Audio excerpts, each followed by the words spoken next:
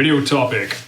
Politics exists to divide us. Here's proof. Politics isn't broken. It's doing exactly what it was designed to do. Every election feels different, more hostile, more emotional, more absolute. Families fracture, friendships evaporate, entire identities are reduced to red or blue. And the strange part is this: no matter who wins, most people's lives don't meaningfully improve. That's not a failure of politics, that's the function.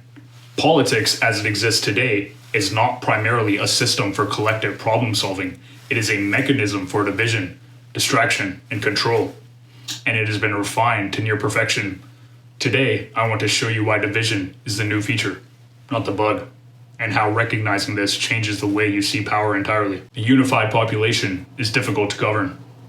A divided one is effortless. When people are fractured into exposing camps, they stop asking no one's gonna hear that. A unified population is difficult to govern. A divided one is effortless. When people are fractured into opposing camps, they stop asking systematic questions. They stop scrutinizing institutions. They stop looking up and instead turn on each other. This isn't speculation, it's incentive structure. Political systems thrive on binary thinking, emotional activation, perpetual conflict. If consensus were reached, politics would lose relevance. If unity emerged, power would be questioned. So instead, the public is fed simplified moral theater. Heroes and villains, saviors and enemies, constant crisis without resolution. The smart way to keep people passive and obedient is to strictly limit the spectrum of acceptable opinion, but allow very lively debate within that spectrum. Noam Chomsky. The spectrum is narrower than most people realize. Over the past few decades, many Western democracies have shifted from primarily arguing over issues to despising people on the other side, a trend scholars call effective polarization. Research shows that partisans now routinely distrust, stereotype, and discriminate against their opponents, sometimes more than along racial lines, which makes compromise harder and rewards politicians who use confrontation instead of cooperation. Comparative work in Europe and North America links this rising emotional hostility to lower trust in institutions, willingness to tolerate norm breaking by one's own side, and weakening social cohesion as everyday relationships and shared civic identity get pulled into partisan conflict. While the public argues over ideology, power consolidates. While the public argues over ideology, power consolidates quietly. Regulatory capture, corporate lobbying, centralized financial systems, surveillance expansion. These processes rarely trend on social media. They're technical, abstract, and deliberately boring. Meanwhile, cultural flashpoints dominate attention because attention is the real currency. Most people believe politics is about values. In practice, it's about resource allocation, and distraction ensures that allocation happens without resistance. You're encouraged to fight over symbols while structures remain untouched. Left versus right, not top versus bottom. Never citizens versus systems. Modern politics cannot be separated from modern media. Outrage drives engagement. Fear drives clicks. Nuance dies in the algorithm. Platforms are not neutral. They reward content that triggers anxiety, reinforces identity, simplifies complexity into enemies. Political content that unites does not spread well. Political content that polarizes spreads instantly.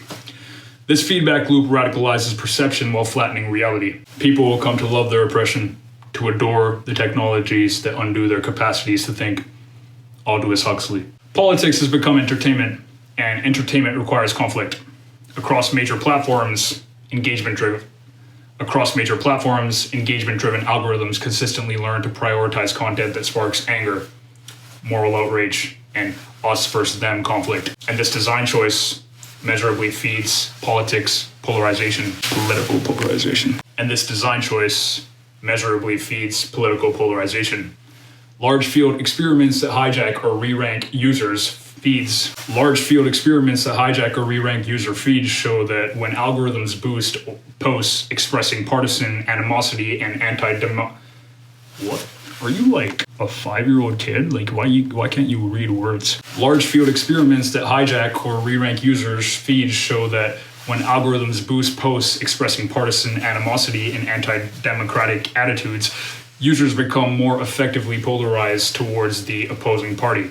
When that content is downranked, hostility drops by an amount comparable to several years of natural change in US polarization. Academic media studies on Twitter/X and similar platforms find that engagement-based ranking tends to amplify highly partisan outgroup. Just do the whole thing. Academic media studies on Twitter/X and similar platforms find that engagement-based ranking tends to amplify highly partisan outgroup attacking political content over calmer or cross-cutting messages, while transparency reports, internal leaks, and whistleblower documents from companies like Meta and YouTube indicate that internal researchers have repeatedly flagged how borderline and civic content that is bad for the world also drives strong engagement, and thus is structurally favored unless deliberately downranked.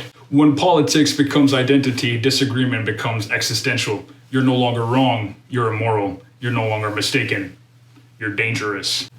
This is catastrophic for collective progress. Identity-based division ensures no goals. Identity-based division ensures no shared goals, no shared reality, no unified resistance.